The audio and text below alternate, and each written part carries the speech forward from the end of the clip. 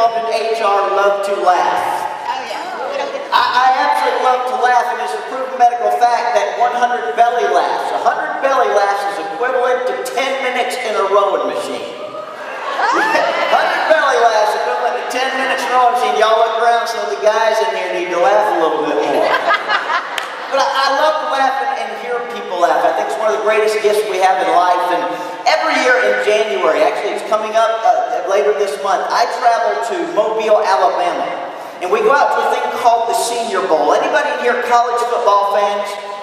Good. What we do is we leave my home in Wahoo in Suffolk County and we drive up to Gainesville. We meet about 15 guys there. We drive up to Tallahassee, pick up some men there, and we head across because it's a man trip. How many of you ladies have heard about man trips? So anyhow, we pick up these guys in Tallahassee, drive out through Pensacola, we get to Mobile, Alabama. First thing we do is check into our hotel. And the hotel is so very nice that when we check in, there's about 24, 25 of us on this trip. They are kind enough to give us a breakout room to meet in. Because they know if they don't do that, we will stand in the lobby and tell stories and be disruptive. Second thing we do after we check in, the whole group goes over to a place called the Cock of the Walk restaurant. Anybody ever heard of that place? If you've ever been to a Cock of the Walk, they have tremendous food. They have things like fried crab claws, fried dill pickles, pickled onions, collard greens, cornbread, and sweet tea. And we sit there and we gorge ourselves. And then we go back to the hotel. We go into this little meeting room they give us, and we stand around and we tell the same stories every year over and over and over. But what generally happens to those stories? They get bigger and bigger and bigger. On this trip, if there are 25 of us on this trip, probably 22 of them are police officers. And I learned something that's kind of interesting. How many of you know cops? The interesting thing is, if you want to have a great time, go out of town with men with badges. Because I learned a new term, and it's called professional courtesy. When they get in trouble and are approached by a Mobile police officer, they just pull out their badge and they go, "I'm a cop." And they go, "Well, it's all right then." Anybody here from Alachua County? Dan Gerard is a friend of mine. He's an Alachua County Sheriff's deputy, and I used to teach school out in Hawthorne outside of Gainesville.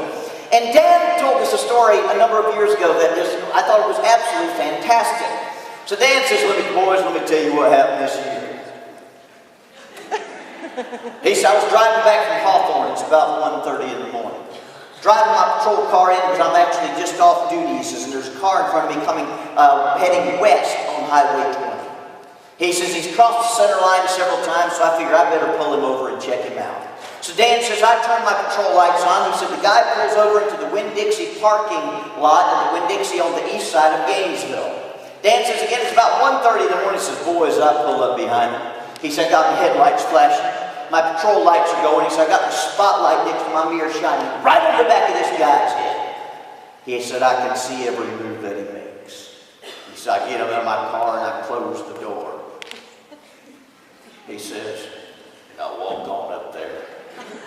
How many of you have seen the crab walk? I said, "Dan, where'd you learn to do that?" He said, "They teach it at the academy." He said, "It helps if you have a rash." So Dan says, I walk up there. The guy's sitting in his car. He said, "Sir," he says, "would you please roll down your window?" He taps on the window. So the guy rolls down the window, looks at him and goes, "Is there a problem, officer?" He said, "Sir, I've followed you for about 3 miles. You crossed the center line several times." He said, "Have you been drinking tonight?" He said, the guy looked at him and said, "I haven't drank a drop. A gallon maybe, but not a drop." Dan said, "Sir, I'm going to ask you first of all, I need your license, registration, and proof of insurance." The guy reaches in his pocket, pulls out his wallet, goes, "There's my license." He says, opens the glove box, grabs a wad of paper, and goes, "The insurance is stuff in here somewhere." Dan says, I stand there, and he says, "I go through all the paperwork, get what I need to go back, I run his tag, everything's good." He says, "So I figure I'm going to have to give this gentleman a field sobriety test."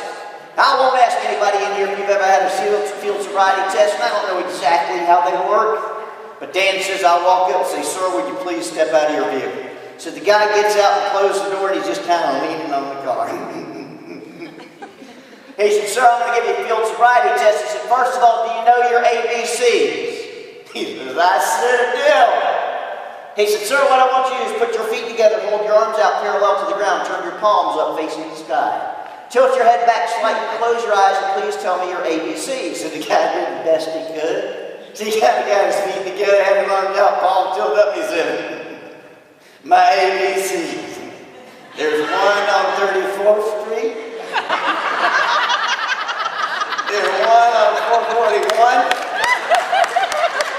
He said, there's one by the trooper stations. He said, but my favorite one's on Archer Road. He said, how did I do? Dan said, the guy stood there and listed every ABC liquor store in Gainesville. What did you do? He said, I put handcuffs on and put it in the backseat of my car. He said, I walked around behind my patrol car. He said, put my head on the trunk and I laughed. He said, because it was funny. There was no humor in this guy driving intoxicated, putting your life, my life, and the lives of our family and friends in danger. But there was some humor in the situation. Sometimes you just have to laugh. And today I want to talk a little bit about volunteerism and the things you do as leaders in your organization. But also talk about the power of humor in the workplace. Sometimes it seems that we become so politically correct that we forget to laugh. Now, I'm not saying by any means laughing at the misfortune of someone else, but laugh sometimes at ourselves.